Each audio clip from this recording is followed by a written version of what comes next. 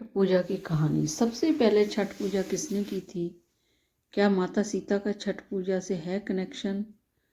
तो छठ पर्व लगातार 4 दिनों तक मनाया जाता है।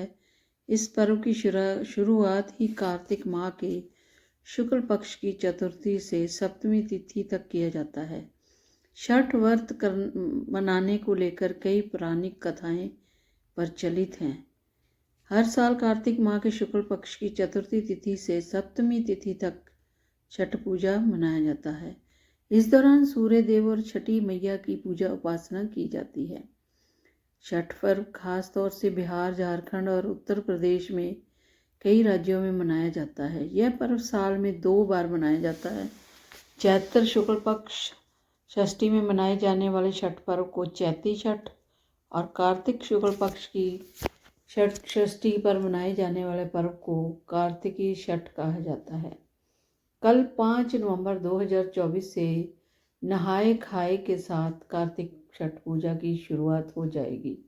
6 नवंबर को खरना है। 7 नवंबर को छठ पूजा का संध्या का अर्घ्य दिया जाएगा। 8 नवंबर को उगते सूर्य को अर्घ्य दिया जाएगा। इसके बाद व्रत का पारण होगा।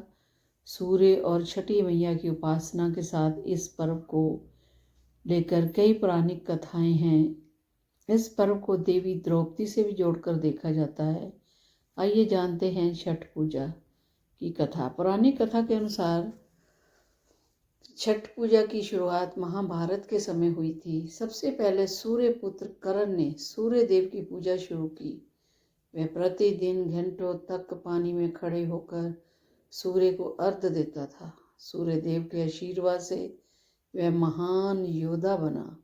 कुछ कथाओं में द्रौपदी से भी छठ पर्व को जोड़ा देखा जाता है। मान्यता है कि जब पांडव जुए में अपना सारा राजपाट हार गए, तब माता द्रौपदी ने छठ पर व्रत रखा। व्रत के पुण्य फलों से पांडवों को अपना राजपाट वापस मिल गया।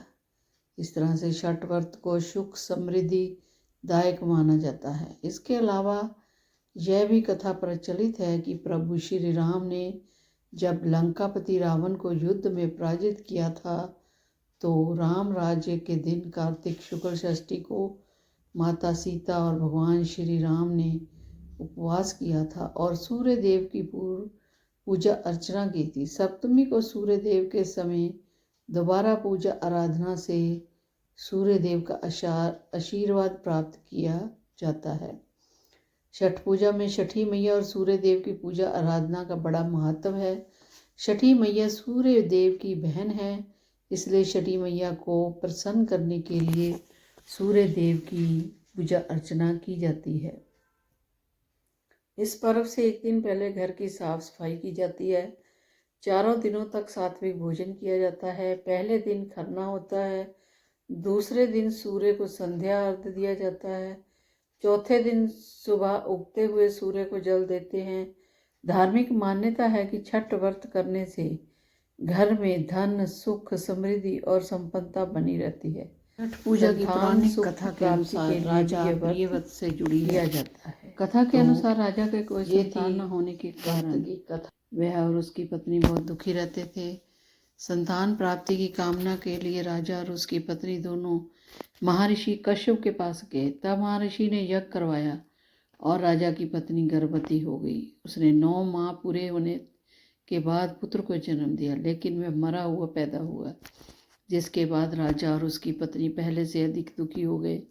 दुखी होकर राजा प्रियव्रत मरे हुए बेटे के साथ अपने प्राण भी त्यागने के लिए शमशान में ही आत्महत्या का प्रयास करने लगा।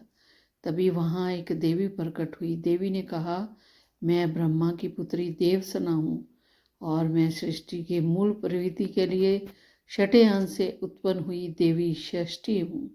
अगर तुम मेरी पूजा करोगे और अन्य लोगों को भी मेरे इसके लिए प्रेरित करोगे तो मैं तुम्हें पुत्र रत्न प्रदान करूँगी। राजा ने देवी की बात का पालन किया और कार्तिक शुक्ल की षष्ठी तिथि को व्रत रखकर देवी षष्ठी की पूजा की, जिसके बाद राजा को पुत्र की प्राप्ति हुई। ऐसी मान्यता है, इसके बाद से ही छठ पूजा की शुरुआत हुई।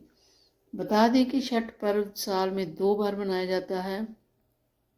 कार्तिक मास के साथ ही चैत्र के महीने में भी छठ पूजा होती है, जिसे चैत्री छठ कहते हैं। वहीं कार्तिक मास की छठ पूजा को छठ महापर्व या कार्तिकी छठ के नाम से जाना जाता है। इस पर्व को स्त्री और पुरुष दोनों कर सकते हैं। छठी मैया की पूजा के साथ ही छठ सूर्य देव की उपासना का भी अनुपम पर्व है।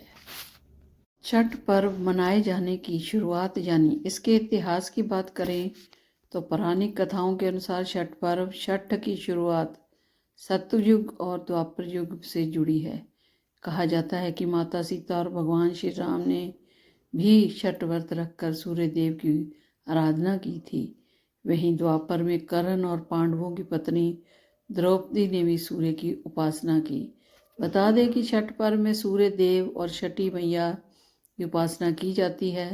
साथ ही यह पर्व प्राकृतिक उषा, वायु, जल और आदि से भी जुड़ा है। छठ व्रत की पौराणिक कथा राजा प्रियनंद से भी जुड़ी है, जिसने अपने पुत्र की रक्षा के लिए छठ व्रत रखकर सूर्य देव और छठी मैया की पूजा की। तो इस तरह से इसका आरंभ हुआ।